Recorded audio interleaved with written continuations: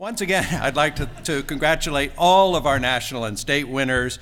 I want to thank them for all they have done to help their students craft better lives, help their colleagues create better learning environments, and to help their institutions contribute to a better world. Before I turn the lectern over to Dr. Bright to close our program, I would like to remind our state winners that we will be taking a group photograph in this room immediately following the program. You're not off the hook yet. Laura, you're going to have to stand one more time for the photo. And so with that, I'm going to turn things over to Tony for the last word. Tony? Thank you, John. What an amazing group of educators and innovators, and what wonderful orators they have for their students. By the way, there's a wonderful piece in today's Chronicle of Higher Education, which is available online, about the narratives of each of the four winners. It's also available on the we have a link to it on the Carnegie Foundation for Advancement of Teaching website. So I encourage you to go read it. They're just terrific stories. After listening to these remarks, I'm reminded of a former U.S. Professor of the Year and Nobel laureate, Carl Wyman. Carl is now teaching down the hill from us on the Carnegie Foundation at Stanford University, and coincidentally teaches physics, like two of our national winners. Carl is an outspoken advocate for a scientific approach to teaching and learning, that blending of art and science.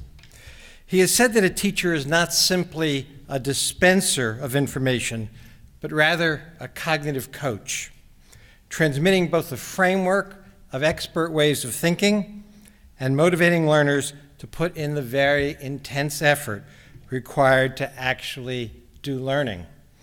In our work on that community college network that I described earlier, we call it productive struggle. In every case, today's winners are those kinds of teachers, not by accident, but by design. I might add also by hard work. As I said earlier, we and their fellow educators have much to learn from them. Ann Williams was one of the first to use the flipped classroom and use Google Earth to get her students as close to Paris as she could without literally buying them each a ticket and putting them on an airplane.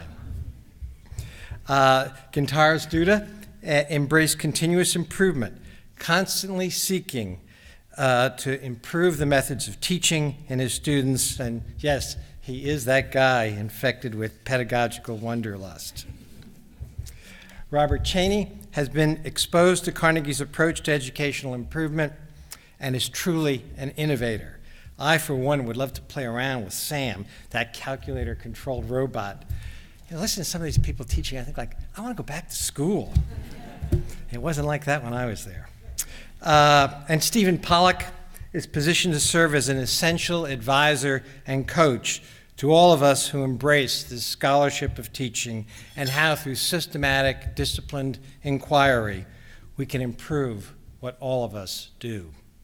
Again, I want to congratulate all our winners. Case and the Carnegie Foundation proudly celebrate your accomplishments, and rightfully so, for they are indeed quite special. Each of you embrace a special calling to teach. I applaud the inspiring work you do every day, for sharing the wisdom of your teaching and your classrooms, and for the extraordinary impact you have on the lives of so many people. Let us conclude our ceremony this afternoon with a final round of applause. Yes. Yes.